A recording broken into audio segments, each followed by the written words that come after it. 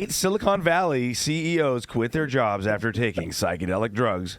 Name's viral post, and those last 3 words are pretty important. Again, somehow I slept through my alarm. I was dreaming I was in Croatia with my friends. Having this really weird rental car, so it was a whole thing for me. Austin Allred revealed that 8 Silicon Valley CEOs quit their jobs after psychedelic experiences.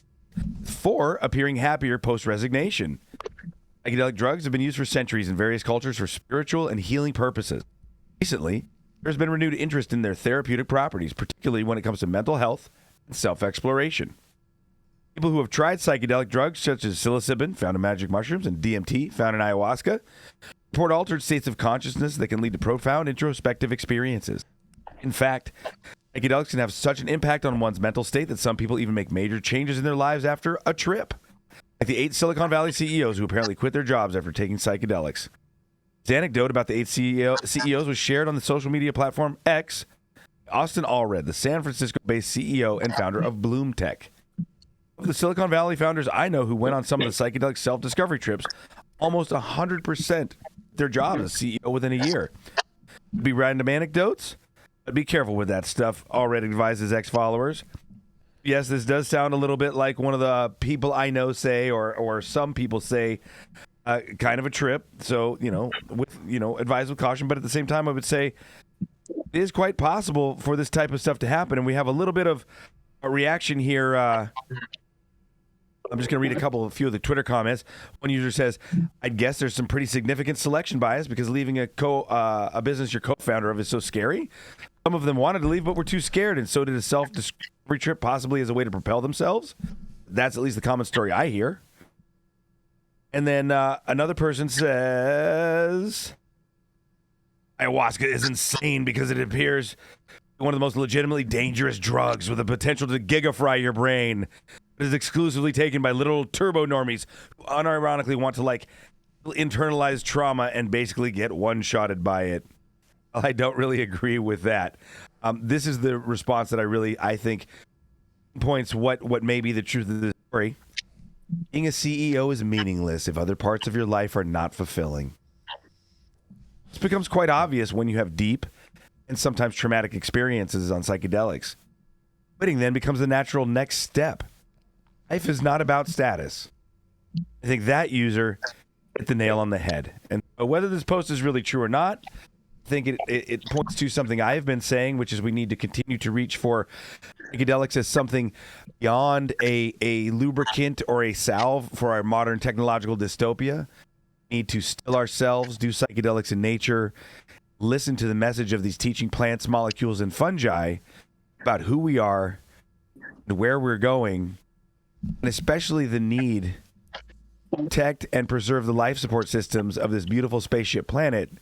We can keep breathing air and remain alive as a species. Mm-hmm. I'm really interested in what you all have to share, so take it away, fellow guests and hosts. Picture this. Quite a long time ago, when I was an age we won't disclose, I was in the woods at a music festival on a tremendous amount of psychedelics, and I realized, wait, life is beautiful.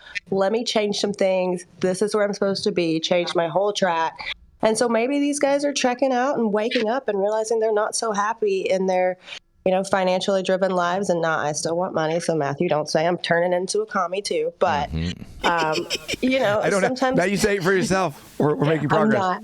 I'm not. I just got my new registration in the mail. It still says Republican on it. But no, I think that, these mind-altering substances are opening up and expanding and let people realize that, there's a little more than what they've been indoctrinated to believe in life. And so, if you're happier selling fruits by the roadside than you are making millions of dollars selling things in companies that probably aren't quite so conscientious, then, yeah, go be happy. I want to know what all CEOs just up and left their job.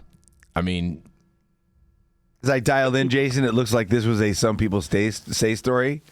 Yeah. And, Brother Austin didn't really want to provide much on his X account to back up his original story.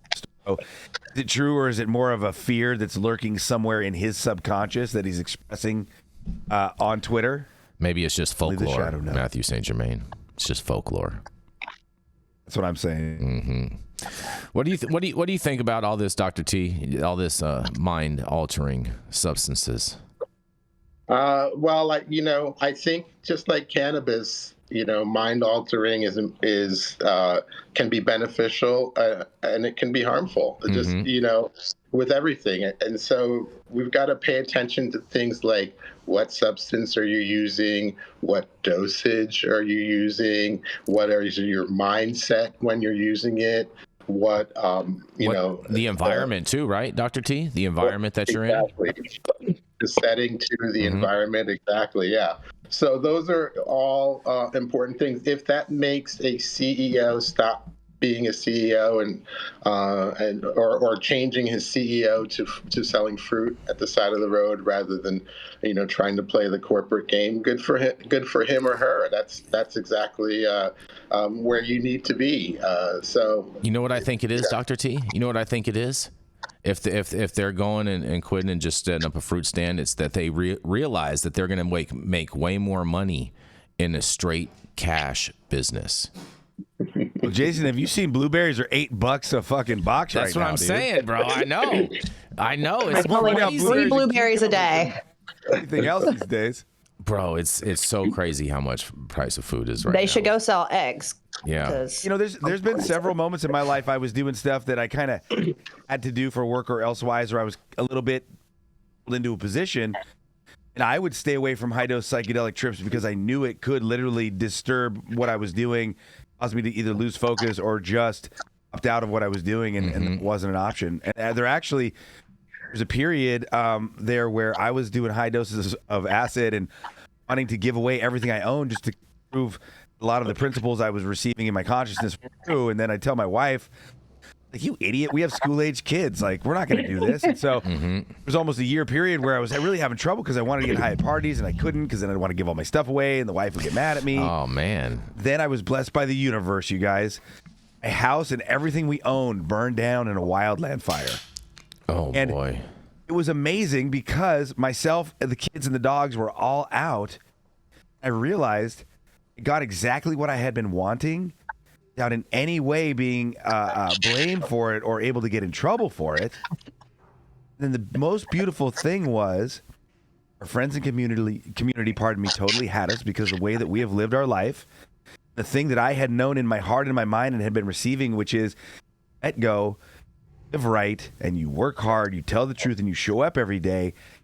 A little trust in your universe and your community will be held, and you will be taken care of. Will you be rich?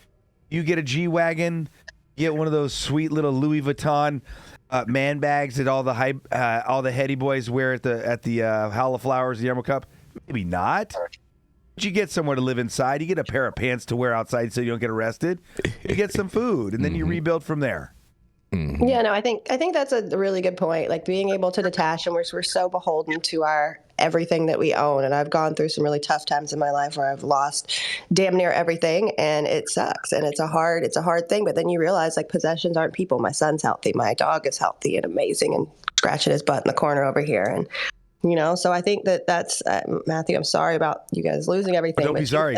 You at least got to detach and then reattach. So that was, and it wasn't your fault. So Tristan didn't kill you.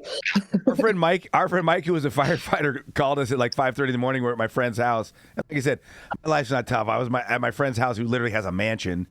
We're at our friend's mansion.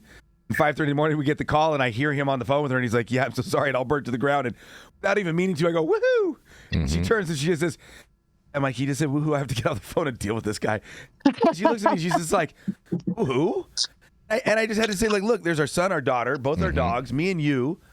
Like, we're good. We won. We won 100%. We're good. Watch. And then, again, within hours, we had so much stuff given to us. We had to start sharing with other people who lost their houses and dropping stuff off of Goodwill because we literally had too much gifted to us. And, just to address the C word, no, I did not burn my house down, brother. It was the glass fire.